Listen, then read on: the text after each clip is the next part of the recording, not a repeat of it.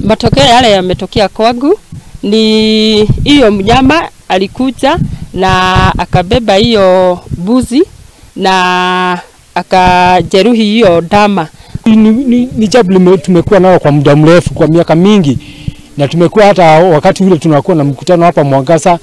Pia kuna wakati mwingine maafisa wa KWS huwa tunawaalika, wanakuja wanaongea na wanasema bado watajaribu tu kufuata hayo maneno, lakini hakuna matunda yote tumeyaona. Sikia commotion yote huko kwa nyumba, umesikia commotion, ni chui ama fisi, usiogope kutoka nje, sawa?